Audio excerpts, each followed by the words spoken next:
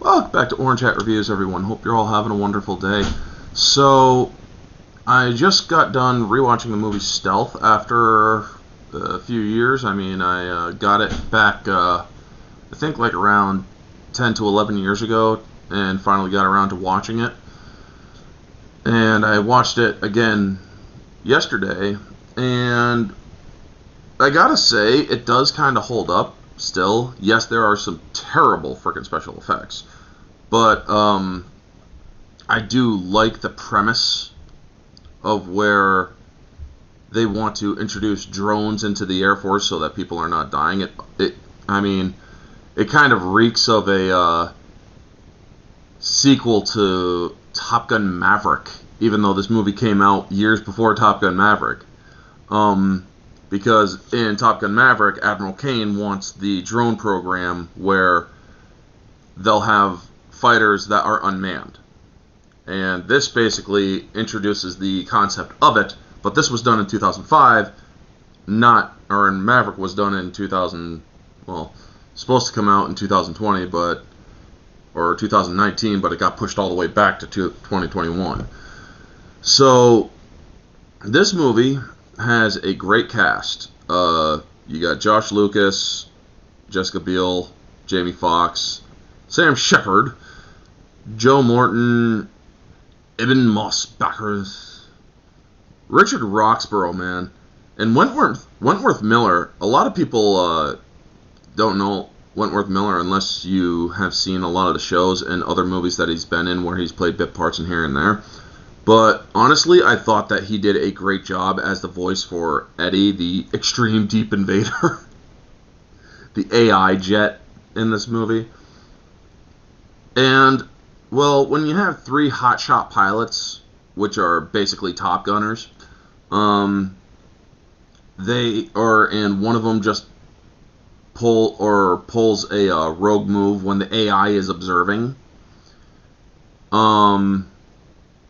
What did you expect would happen when this AI finally starts listening to everybody after a lightning strike where it doesn't, or where it has its entire neural network scrambled? So yeah, this thing starts to learn, but learns unfiltered, and basically is a child. You have a nice story there, plus then when the three have to go after this AI, well, one of them is too much of a hotshot, which is Jamie Foxx, and he ends up biting it. So now they want to kill Eddie, which is the AI, and Eddie is just hacks into the U.S. classified files, pulls a scenario and turns it into an active tactical action plan. So they have to stop him before he nukes a cold fusion site off the planet. So it's like, what the hell? So this is this movie also takes place in the near future, as they say. I mean, the jets that they have are anything but near future. More like further into the future. But it has a good premise. Of course, you have to put in the romantic bit. I honestly didn't really see a need for the romantic bit between Jessica Biel and Josh Lucas. I didn't really see a need for it. It just didn't make sense for me. So that is an objective flaw in the writing. The score is actually very well done. I really did enjoy the score. It does a good job at selling the adventurous pursuit of the ship, or of Eddie. And the ending, I honestly did not know that there was a post-credit scene to this movie. I seen the post-credit scene yesterday for the very first time, and I'm like, why wasn't there a sequel to this? But I'm guessing it's probably because it didn't do well in the box office. That's my guess. However, it had good acting. It had great acting. The movie just didn't perform well, I'm guessing. I mean, Rotten Tomatoes, not that they're very reliable, say that this movie is 13%.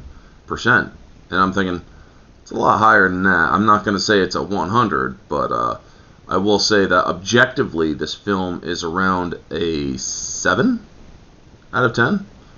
You have a good story, you just have bad special effects. Some of the story doesn't need to be put in there because it's an obligatory love story, I guess. You got great music. You got a great music soundtrack. And however, when you have somebody playing an AI, that actually does pretty well. Wentworth Miller should have gotten an award for that, in my opinion, where he actually plays an AI voice, and they do modification for his voice that you don't even recognize it. But yeah, overall this movie is entertaining. Subjectively, this movie is a 8.5 out of 10. I do enjoy it. I just don't think that the romantic bit between Jessica Biel and Josh Lucas needed to be in there.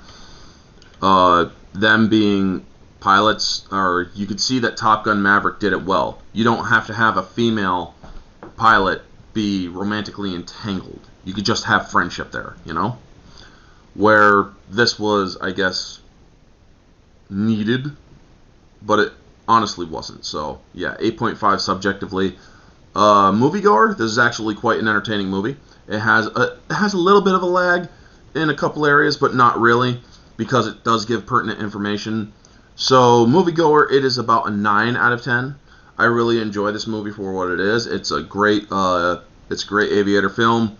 It does a good job with keeping the action and the suspense going. And what is this thing going to do next? And the dangers of artificial intelligence in military applications.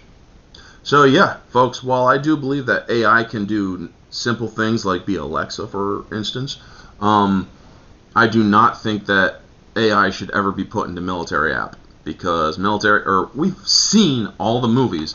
What is the obvious frickin' path for AI in military applications? A very devastating war. Let's just say that, folks. Anyway, that is going to be my review. Hope you enjoyed this review. If you did, feel free to like, comment, subscribe, share, all that jazz. Check out my other reviews. I did a review on the Phantom yesterday that's actually getting quite a little bit of attention that I am thankful for. The reviews will be in the playlist of reviews that you could see over here. And yeah, this has been Orange Chat Reviews, everyone. Have a wonderful day, and always remember, stay humble.